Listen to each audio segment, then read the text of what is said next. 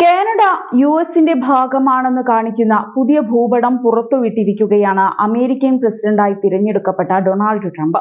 Social media പ്ലാറ്റ്ഫോമായ ട്രൂത്തിലൂടെയാണ് Trump ഈ മാപ്പ് പങ്കുവച്ചത്.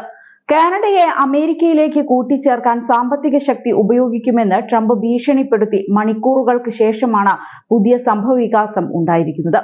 തന്റെ സോഷ്യൽ മീഡിയ പ്ലാറ്റ്ഫോമായ ട്രൂത്ത് സോഷ്യലിൽ നിയുക്ത യുഎസ് പ്രസിഡന്റ് കാനഡയെ യുണൈറ്റഡ് സ്റ്റേറ്റ്സിന്റെ ഭാഗമായി കാണിക്കുന്ന ഒരു ഭൂപടം പങ്കിടുകയായിരുന്നു. ഓ കാനഡ എന്നായിരുന്നു ഇതിന് നൽകിയ ക്യാപ്ഷൻ. കാനഡയെ അമേരിക്കയുടെ 51ാമത്തെ സംസ്ഥാനമാക്കാമെന്ന തന്റെ മുൻ വാഗ്ദാനം ആവർത്തിച്ച ട്രംപ് കഴിഞ്ഞ ദിവസം ഒരു പടി കൂടി കടുപ്പിച്ച് ഭീഷണി മുഴക്കിയിരുന്നു. നിങ്ങൾ കൃത്രിമമായി വരച്ച വരയിൽ നിന്ന് രക്ഷപ്പെടൂ. ഇത് എങ്ങനെയുണ്ടെന്ന് നോക്കൂ. വളരെ വലിയ കാര്യമായിരിക്കും.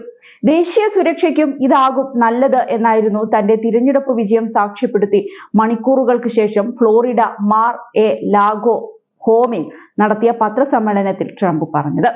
എന്നാൽ മാപ്പ് പങ്കിട്ട് മണിക്കൂറുകൾക്കുള്ളിൽ തന്നെ കനേഡിയൻ പ്രധാനമന്ത്രി ജസ്റ്റിൻ ട്രൂഡോയുടെ ലിബറൽ പാർട്ടി ഇതിന് മറുപടിയുമായി രംഗത്ത് വന്നു. യുഎസിന്റെ ഭാഗമായതും അല്ലാത്തതുമായ വ്യക്തമായ ചിത്രങ്ങളോടുകൂടി അവർ സോഷ്യൽ മീഡിയ പ്ലാറ്റ്ഫോമായ എക്സിൽ ഒരു പോസ്റ്റ് പങ്കുവച്ചിട്ടുണ്ട് എന്നതാണ് ശ്രദ്ധേയമായ കാര്യം.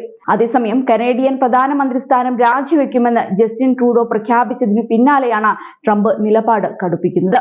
ഈ വർഷം ഒക്ടോബർ അവസാനത്തോടെ നടക്കേണ്ട തിരഞ്ഞെടുപ്പിലേക്ക് പാർട്ടി പുതിയ നേതാവിനെ തിരഞ്ഞെടുക്കുന്നതുവരെ താൻ പ്രധാനമന്ത്രിയായും ലിബറൽ പാർട്ടി തലവനായും തുടരുമെന്ന് ട്രൂഡോ അറിയിച്ചിരുന്നു. രാജ്യങ്ങൾ തമ്മിൽ ലയിപ്പിക്കുന്നതിന്റെ സാധ്യത പോലും നിലനിൽക്കുന്നില്ലെന്നായിരുന്നു കനേഡിയൻ പ്രധാനമന്ത്രി ജസ്റ്റിൻ ട്രൂഡോയുടെ മറുപടി.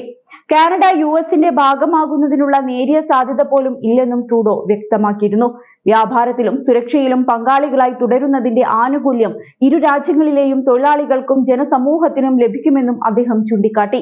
കനേഡിയൻ വിദേശകാര്യ മന്ത്രിയും ട്രംപിനെതിരെ രംഗത്ത് വന്നിട്ടുണ്ട്.